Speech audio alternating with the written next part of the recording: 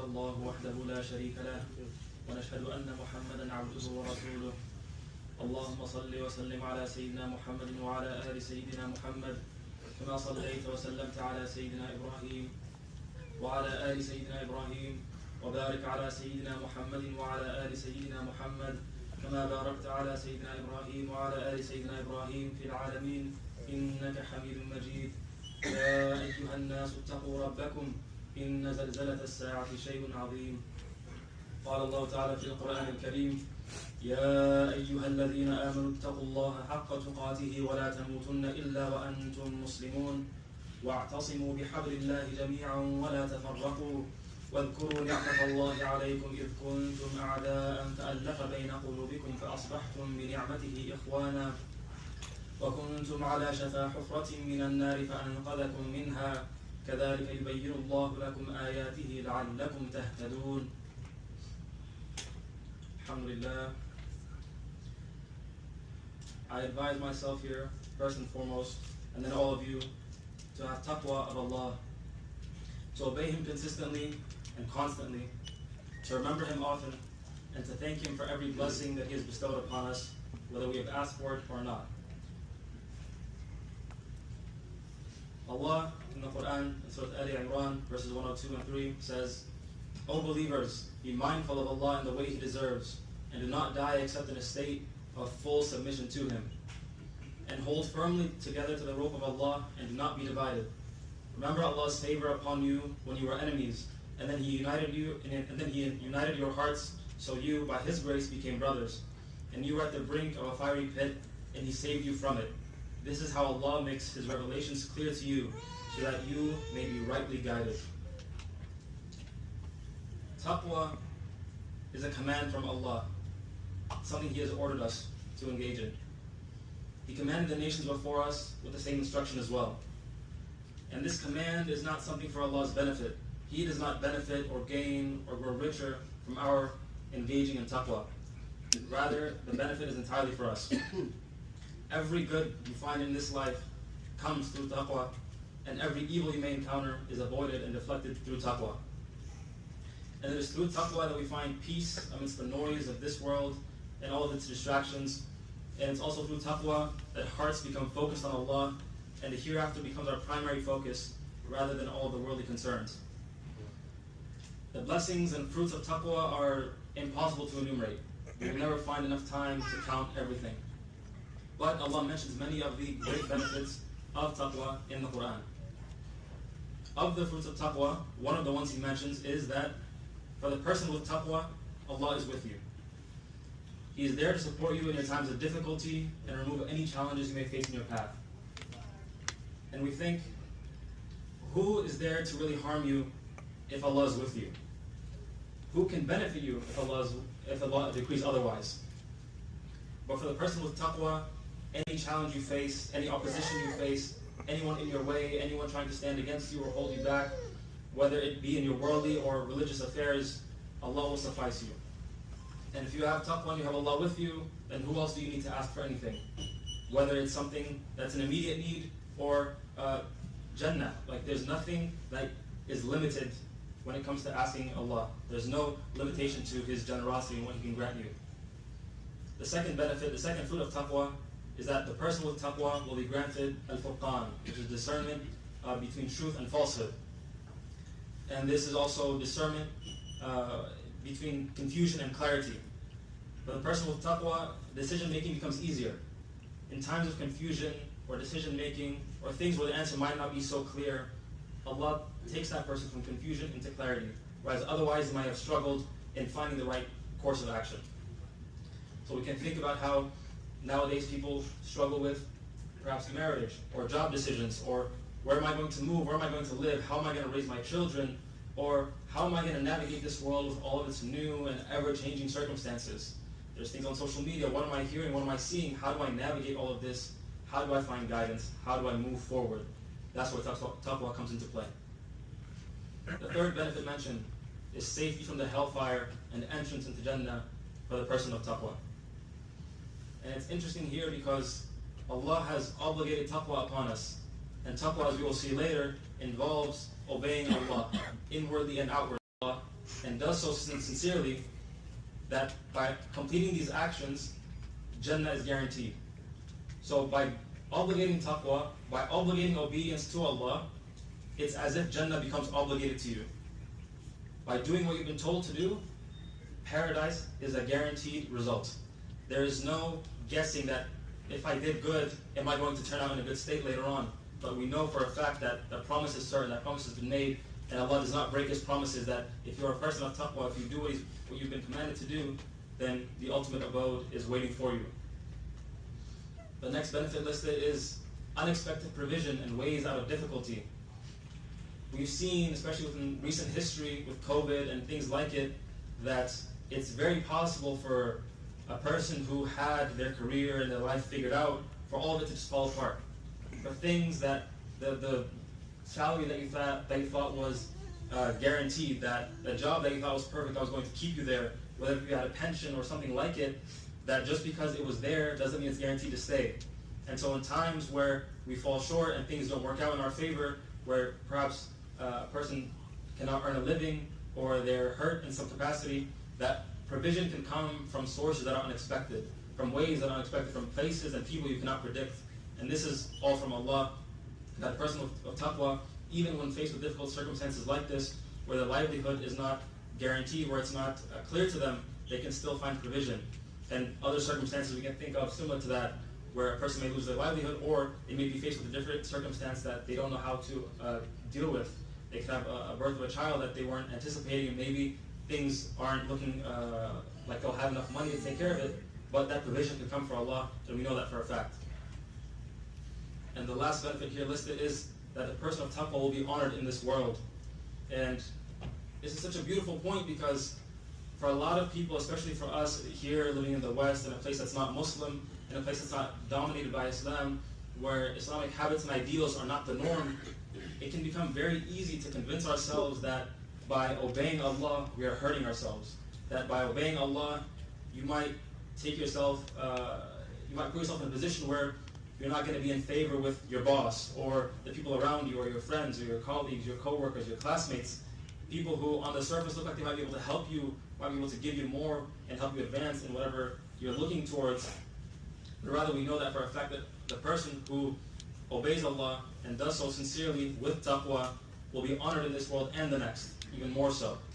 That even if it may feel like obeying Allah is going to hurt you in its worldly sense up front to you, what it looks like, but rather we know for sure that Allah has promised that the person of taqwa will be honored and will be respected.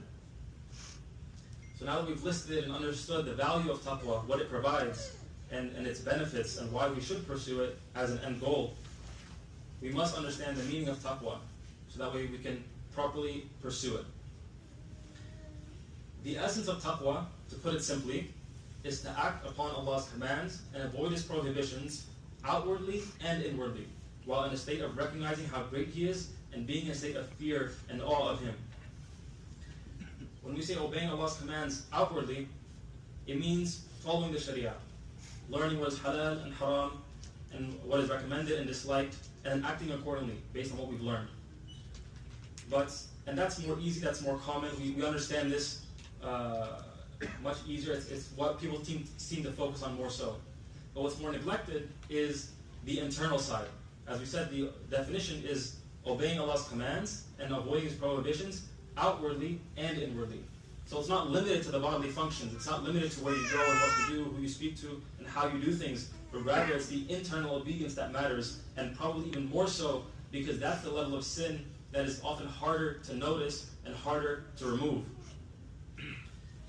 And internal obedience revolves around avoiding the diseases of the heart and not allowing anything harmful to sit within it. Because the heart is like a container. And it's a container that's affected by whatever you put in it. It'll leave it stained, it'll leave it affected, might leave it damaged, depending on what you put in it. And the heart is a vessel that can carry darkness that will take you further from Allah, or it can carry light that brings you to Him. And that light that brings you to Him is what causes you to know Him and become closer to Him, subhanahu wa ta'ala. And I want to really emphasize on this point of internal obedience to Allah, because it's not impossible. It's not far-fetched to think that if you obey Allah, we know what we need to do. If you follow the 5 pillars, if you conduct yourself properly, generally most people will learn that very quickly, that this is what I need to do, this is how I need to operate as a Muslim. But the longer battle, the one that can take years or even a lifetime to solve, is the internal battle. That's the one that should be more emphasized and should be a cause of our focus of our energy. Because if we avoid that, if we neglect that, or if we never even bother to learn it or teach it, then that can be the thing where a person does everything that they think is right outwardly, but internally has seen no change. And when we think about it, what is it that causes someone to cry when they recite the Quran? What is it that causes someone to feel something when they read the life of the Prophet Muhammad sallallahu alaihi wasallam? What is it that causes someone to move at these different instances? It's not that you learn a bunch of rules and regulations and laws that now, okay, I know what to do, and now I'm the perfect Muslim. No, it's that internal struggle that needs to take place. And that's what should be highlighted, what we can see when we look at the lives of the Sahaba, of those righteous people in the past who maybe had a bad beginning, maybe were non-Muslim, maybe did terrible things whose sins cannot be listed, but went through that internal battle, that struggle, where not only did they rectify their outer self, their outer actions and their habits and their surroundings, but they also fought that internal battle, that battle that took them from darkness into light. أقول قولي هذا واستغفر الله لي ولكم ولسائر المسلمين فاستغفروه إنه هو الغفور الرحيم. لا شريك له ونشهد أن سيدنا محمدا عبده ورسوله وعلى آله وأتباعه أجمعين. اللهم صل على سيدنا محمد مفتاح باب رحمة الله عدد ما في علم الله صلاة وسلاما دائمين بدوام ملك الله وعلى آله وصحبه أجمعين. يا أيها الناس اتقوا ربكم إن زلزلة الساعة شيء عظيم. Now that we've understood the fruits of taqwa and its meaning, the next step is to understand how to pursue it. What can we do practically to pursue taqwa, to implement it in our lives and enter into this state? Because taqwa is not just an action, but it's a state of being, it's a state of presence. So how can we engage ourselves in that state of presence as constantly as possible? It's a 3-pronged approach. There's 3 sides to this. Firstly, the acts of obedience. Secondly, refraining from acts of disobedience. So doing good and making sure you don't commit sin. And then thirdly, the etiquette of relationships with others. And these 3, if implemented properly, will take care of a person's needs. There's not much else that a person needs to focus on or implement beyond these 3. And these can take various amounts of time for different people, but the idea is that we continue in the pursuit of perfecting these 3 aspects within our lives. Firstly, in terms of acting obediently towards Allah, there's a lot that can be mentioned here, but the most practical thing for us to begin with is the way we structure our day. Our life is comprised of years, comprised of months, weeks, and then days. If a person can perfect their day, maximize the amount of worship within it, avoid as much sin as possible, and really maximize their time. The key is time, because if you audit the life of any righteous person, or even any just person you look up to, anyone in any field for that matter, anyone who's succeeding to the highest level has their day mastered in any field, whether they're an athlete, whether they're a scientist, whether they're an academic, or whether it's a person of faith. A person who's performing to the highest level has mastered their day, mastered their time, and taken themselves to account for what they do and what they don't do. Likewise, a person who's trying to get in shape has to take themselves into account. You can't become strong and formidable and make people scared of you if you don't take yourself into account for what you eat and how you work out and what you do and what you don't do. There's just no way that happens. So for us to become strong in our faith, in our taqwa, likewise we have to do the same thing. And we begin with structuring our day. And the most practical way and most important way for us to begin with that is the 5 daily prayers. What we know to be obligatory and most important. What serves as our daily connection to Allah. What serves as our reminder of Allah throughout the day. From the moment we wake up till before we go to sleep. These 5 obligatory prayers are the most important thing for any Muslim to maintain. And not just the prayer as an item on a to-do list, but something to be cared for, something to be nurtured, something to be cultivated. Because it's not just an action that you just do for the sake of doing, but rather it can become so much more. And there are whole books written on the prayers of people who are righteous. And it's not like a one-page pamphlet that we look at, but rather it's detailed. It's like the meaning behind every word in the Fatiha, the du'as with it, everything has so much meaning that can be cultivated that must be begun first in order for us to get to that point. And then beyond the 5 daily prayers, we add the recommended adhkar before and after, and the associated sunnah prayers for each of those. And then once we've mastered our 5 prayers, which serve as the pillars for our day that hold us up from beginning to end, then we can investigate each time of the day and try to do what's most appropriate for each time. One of the ideas behind ihsan and perfecting oneself is putting things in their proper place. And this is such an important ideal because it's like medicine. One medicine can hurt someone else and it can help someone else. That's the same thing, the same dosage, but depending on who you give it to and when you give it to them, can mean life or death. And for us, the same thing with our actions and our daily actions can mean the same thing for us. Sleeping at the right time, sleep can be good, but sleeping at the right time is better. Work is good, but working at the right time is better. Leisure is good, but leisure at the right time is better. And in doing so, we can maximize ourselves, our performance, our habits, and our worship throughout the day as well. And in maximizing our worship, we also look at our daily time and implement and improve and slowly add upon what we're already doing. And what's beautiful is that our habits and our schedule is usually more heavy in the day. We're more busy in the day. But what's beautiful about what Allah has done for us is that the times that are usually less busy for us are also the times that are better for optional worship, for additional recitation of Quran, for additional prayer. The early days and the late nights when we're not busy, when we're oftentimes free, is actually the best time for us to engage in additional worship and good behavior. And another part of acting obediently towards Allah is, as I mentioned, adding upon what we're already doing. Looking at new habits that we can take and adding it. And a beautiful piece of advice from one of my teachers was that he said, don't look at a new habit as something that you have to commit to for 50 years. Don't make it heavy on yourself. Don't say I have to do this until I die. Just look at tomorrow. If I'm going to recite 1 page of Quran every single day, let me not worry about the future. Let me worry about today. Am I going to do it today? Yes. And then tomorrow I'll worry about tomorrow. And you go like that until you pass. Because your life is comprised of days. And if you can master your day and add upon it slowly and slowly, then you've perfected it. And if you've perfected your day, you've perfected your life. The second aspect of increasing in taqwa is refraining from acts of disobedience.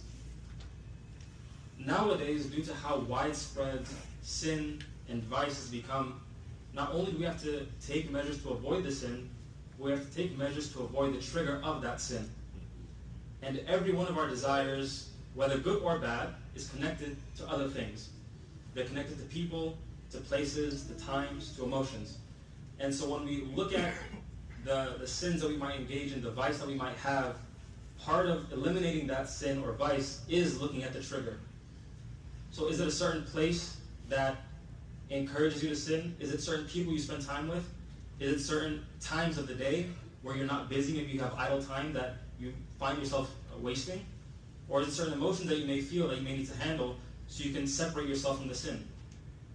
Likewise, on the flip side, there's always going to be certain people, places, times, or emotions that make you want to do better. When it's Ramadan, everyone wants to do better. When you're around someone you respect, you want to be better, you want to act better.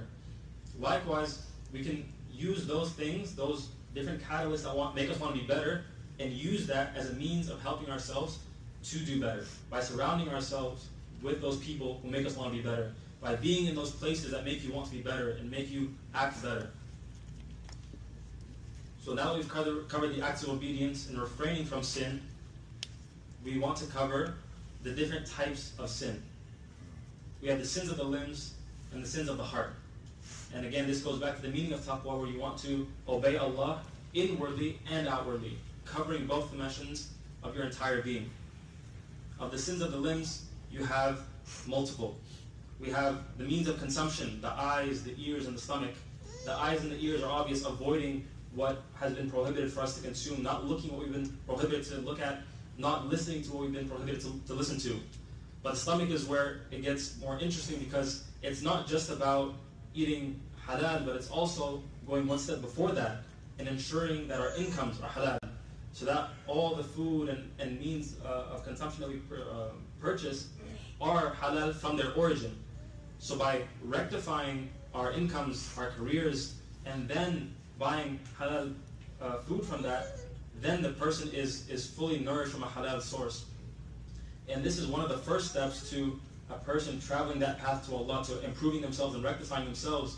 Because how is it that we can fuel ourselves with that which isn't good for us and then try to do good? Rather, we start from the beginning and improve from there. Then we have the sins of the tongue. This is a very dangerous vice that we often find ourselves in, that takes a lot to rectify because it can be so subtle. Things like lying or breaking promises, speaking badly about people behind their back, unnecessary argumentation, thinking or ascribing goodness to yourself, or cursing others, or ridiculing others, making fun of people in a way that they don't like, whether they're aware of it or not. And nowadays this also includes social media. Things that we say and things that we type are one. They all come from the same person, from the same source. So as if you said it is the same as if you typed it, and vice versa. And so for us, it's very important to really, really, really watch what we say and how we conduct ourselves. Then the other three are the sins of the private parts, the hands and the feet. These involve doing, the actions of doing, and avoiding obviously what we know to be haram in terms of illicit relations, harming people, or going to places that we shouldn't be. And there are also many sins of the heart, but a few of the ostentation or conceit and arrogance or pride. Envy is not just jealousy, but it's miserliness with Allah's blessings. So not only do you not want something for someone, you don't want them to have it, but it's not even something that they took from you. It's something from Allah. Allah gave them a blessing, yet you feel some type of way as if they shouldn't have had it. Envy, jealousy from its beginning is terrible, but then jealousy or envy or miserliness and stinginess with Allah's blessings are even worse. Then we have ostentation or showing off. This is seeking a place in the hearts of people, wanting to be known, wanting to be loved by people, and let's not confuse it with just wanting to be in good company, but going beyond that, going extra, wanting to be seen as something beyond what you are. And then thirdly, you have conceit, arrogance, and pride. And this is looking at yourself with honor, like looking at yourself higher, but looking at others as lower with disdain. And these sins of the heart, again I mentioned, are so important for us to know because they're so subtle. They take so long to purify oneself from. But on the other end of it is a purified heart, a purified person. Although it's a long battle, it's such a necessary one and requires us to engage within it. The third aspect of improving in taqwa is the etiquette of our relationship with others.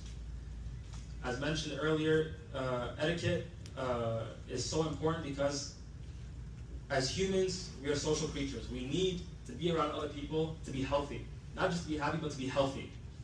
And it's such an important thing for us to ensure that we rectify our etiquette with people because there is a cost to being around people. There is a cost to community. And that is that sometimes you find people that you don't get along with, that you don't always think the best of, that you don't always engage with very well. But that's the cost of being human. That's the cost of being in a society, being around people, being in a community, is that there may be certain things or certain people that just don't click with you, and that's okay. But it's a right upon other people that we have upon other people and that people have upon us to act properly, to act in a dignified manner, to act in a proper way, to have an actual community. Because otherwise, no one can be a hermit. No one can live on their own and just be in a cave somewhere. We have to be amongst each other. And to do so properly, we must act properly. And this goes not just with our interactions with the wider community, but with our family, our friends, siblings, spouses, children. All of these relationships are what make up the community, are what make up our social bonds, and all must be taken with extreme caution and be very careful with. And most importantly, in terms of our etiquette with others, is our etiquette with Allah.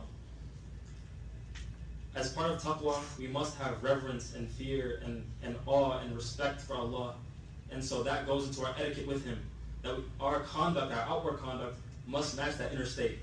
Not only do we have to feel that way, but we have to conduct ourselves in that way. And lastly, to close off, the ultimate thing for a person to engage in to improve their obedience to Allah and strengthen their ability to avoid sin.